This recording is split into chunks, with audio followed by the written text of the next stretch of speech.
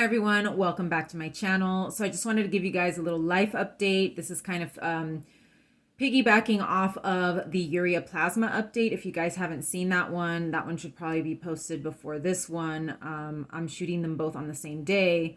So this is kind of like a continuation of that one, except it's not specific to the ureaplasma infection. So go watch that one if you're interested in seeing how I'm doing with regards to the infection. So what's been going on? I'm still living on my own, so that's good.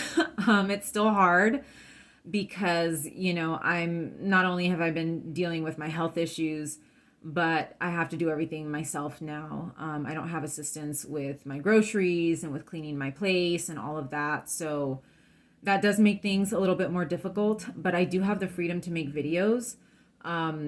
Because before I didn't really have a place, a space to actually make videos or to just, kind of talk about what's been going on. So at least that's the good thing here. The bad thing is that I haven't been making a lot of videos for this channel because I started a new channel. The new channel has nothing to do with health stuff. It's actually a dating channel. I was asked or requested to make videos or to give tips on dating. I have another social media platform that I'm on, and so some people there asked, they're like, yeah, you should start a YouTube channel on, dating. So I have another channel called Bad Dating Advice. It's nothing special. It's just kind of another thing to do to kind of pass the time. Because if you guys saw my video on isolation, loneliness, that kind of thing, it's been sort of driving me crazy being by myself. And then with the ureaplasma infection, I felt like I was just going to lose my mind. It's not that I just want to be making all sorts of different YouTube channels. It's almost like something that's trying to keep me sane. And it does help. It's fun and it keeps me distracted. Especially from all the health issues, because while I do like making videos talking about the health issues and the struggles and all of that, and I like making the videos for you guys because, I wish someone had made videos like this for me when I was first going through all of this stuff. But there is a certain point where it's like, oh, I'm just always talking about my health issues. I wish I could talk about something more lighthearted or, something, different. I did do a bit of dating at the end of last year, and that was unfortunately what led me to the ureaplasma diagnosis. I did not get ureaplasma from anybody that I dated last year. I think that was something that I was dealing with for a while, but it was something that brought me eventually I think it made the situation worse and it brought me to the eventual diagnosis. But I did do quite a bit of dating and it kind of inspired this other channel, my experiences. Because when I was living at home, I really couldn't date. I really couldn't leave the house. And so once I moved out, I was like, oh, this is nice. I can actually have the freedom to go out and meet people. I have since stopped. I think I had maybe one date or I met with one person, I think in March of this year. And then I just kind of stopped because that has its own set of pressures and stresses, and right now it's like I'm trying to focus on my health, and I'm trying to get a handle on whatever's going on with me now, which if you saw my ureaplasma update, my histamine issues have gotten worse. So my weight has dropped with every round of antibiotics, and of course the ureaplasma antibiotics were like 2 weeks long, so that really hit me pretty hard. And then I ended up getting another sinus infection afterwards, and I luckily had amoxicillin, a few pills of amoxicillin, and I took those because doctors did not want to prescribe me anything else. And I think that all of that just messes with your GI, and histamine issues can come from your GI tract. So my histamine issues have been a problem. I've had to, again, eliminate more foods, be very, very careful. Right now, I've started to get a little bit more strict because when I moved into this apartment, I just kind of started going crazy, like eating a lot of sugar, just not being as careful with my diet as I usually am. And a lot of that, I think, has taken its toll on my health along with the antibiotics.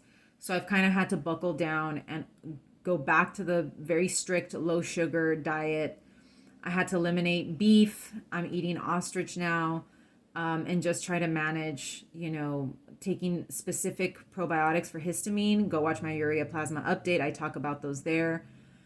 So I've had to be very, very careful, because the histamine issues are going a bit crazy for me. And I feel like they're actually getting worse because they seem to fluctuate sometimes. Like sometimes I feel like I'm more sensitive to foods that are, high histamine. And then there's sometimes when I feel like I'm less sensitive to them.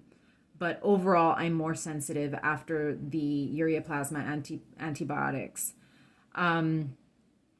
So, it's just been management. I still cheat on my diet, on the weekends. But, it does suck because there's certain things that I just, you just want to eat whatever you want, whatever you want. And it's like, I can't do that. And the weight loss has been tough because it's scaring me and I can't afford to lose any more weight. I'm being very, very careful, especially with the sinus infections. I've been doing the neti pot to keep the sinus infections at bay. It seems to work pretty good for that, but I have to be very careful because if I stop doing it, I mean, within a few weeks, I'll have another sinus infection. And I don't like that because I feel like, there should be a way to remedy that situation. I did try, you know what? I may have to make a separate video for Viome. I did do a few videos on the Viome test, but I did try one of their supplements. And I have to do a video on that to let you guys know how that went. So I'll write a little note here on how that went. Because it was actually a supplement for my mouth, for my oral microbiome. And I tried it to see if it would keep the sinus infections away, but I was still doing the neti pot at the same time because I'm just too scared. I don't want to take the risk of getting a sinus infection again. So I've still been doing the neti pot. I may do a video also on the neti pot and what I use in it to sort of keep these sinus infections away. But overall, I think a lot of the dysbiosis, in my gut is what's contributing to sinus infections, vaginal infections, and just overall just poor health. That being said, I have a new GI doctor. I mentioned that in my urea plasma video. I now have a nurse practitioner that she ran a lot of tests, and there's a video on that as well. I was just not happy with the GI doctor that I had that was closer to where I used to live. He just seems very blah about everything. And so I went to this, she's a nurse practitioner, but she was very, very good. And there's a video on that telling you all about just how good she was and all the questions that she was asking. So I have a follow-up with her in July. So when this video posts, I may have already seen her. So I might end up doing an update on what went on with her. But, you just feel it in your gut. When you do not like a doctor or when you feel like they're just not helping you, you can just feel it. And for me, female doctors they're just more on top of it. Not all of them, because I've had terrible ones, but, it seems like my chances of having a doctor that listens is much better if it's a she. So what else? I've been losing a lot of hair. So as I said earlier, I started losing my hair after my trip to Mexico last summer, where I did a couple of colonics and my hair started falling out. Then I had the colonoscopy. I have a video on colonoscopy prep. And I had to do the colonoscopy prep, and I noticed that after the colonoscopy prep, my hair started falling out even more. So for me, that's a symptom of histamine issues as well. That's one of my other big symptoms of histamine intolerance.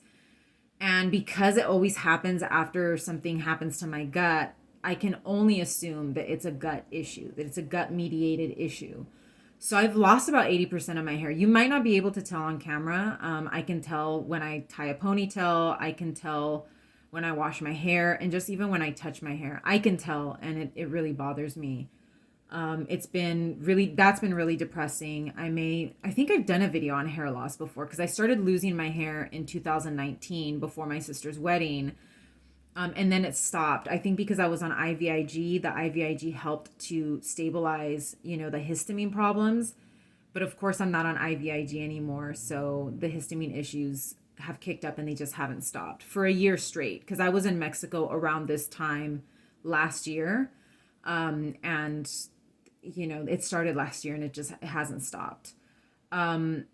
I think the probiotics might be helping a little bit with the histamine stuff. I am still losing a lot of hair.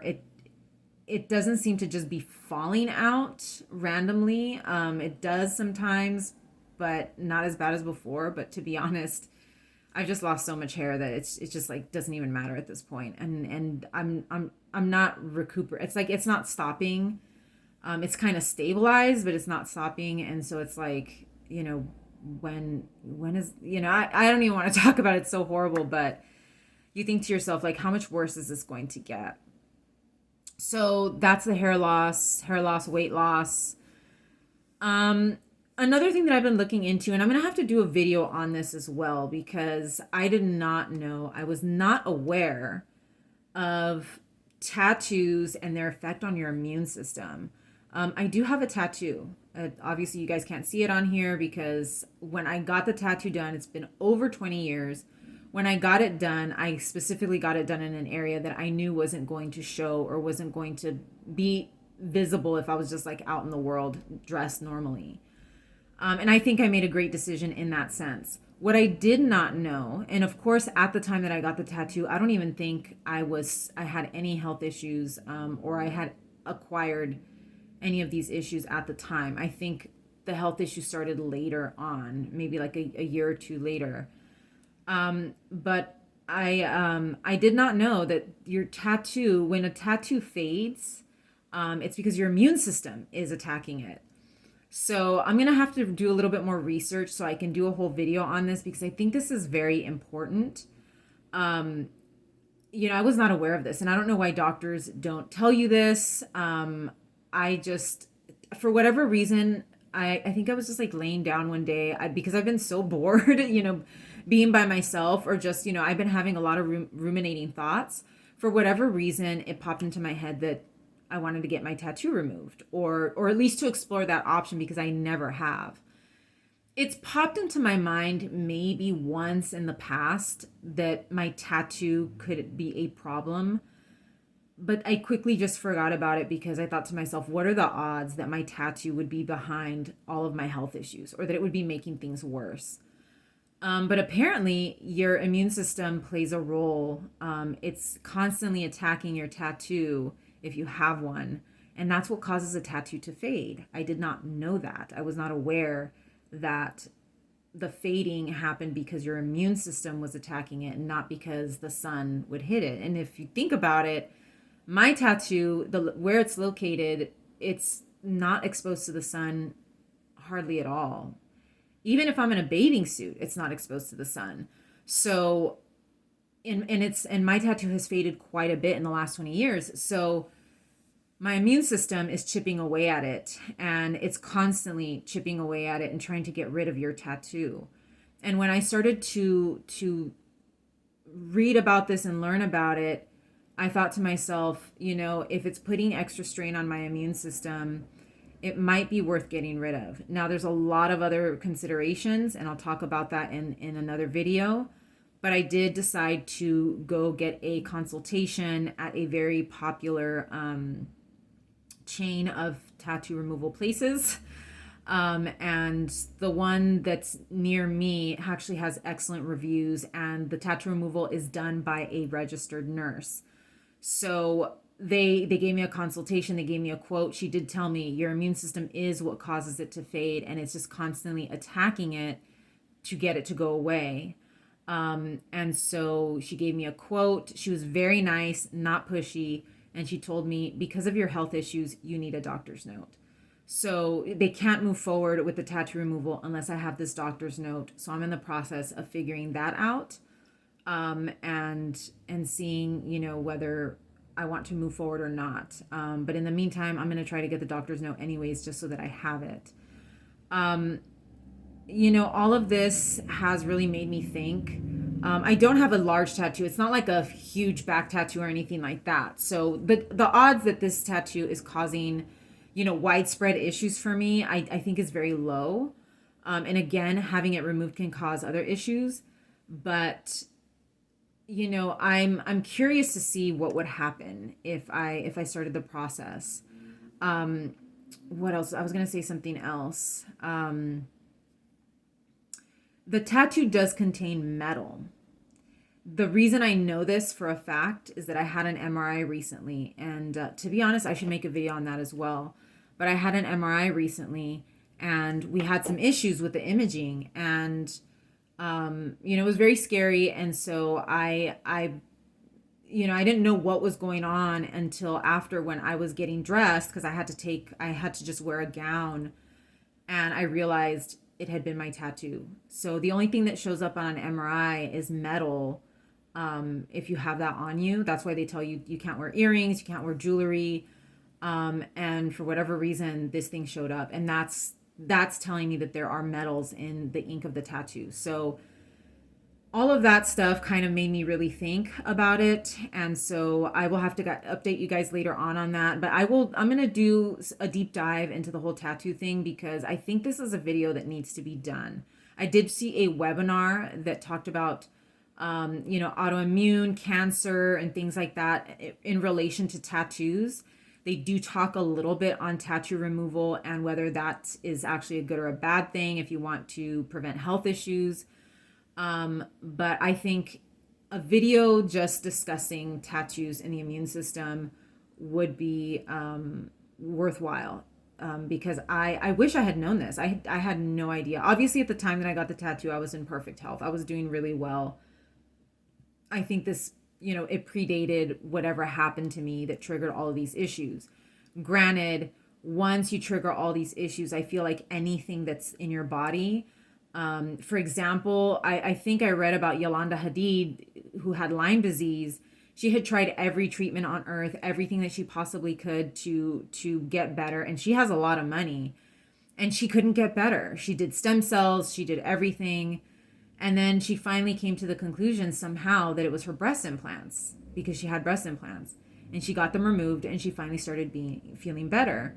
So in her case, it could have been like a breast implant illness type of situation, but it was brought on by the Lyme disease. I feel like Lyme disease or other types of infections, COVID, long COVID, can trigger these issues, but then there's something else there in your body that just seems to be upsetting everything.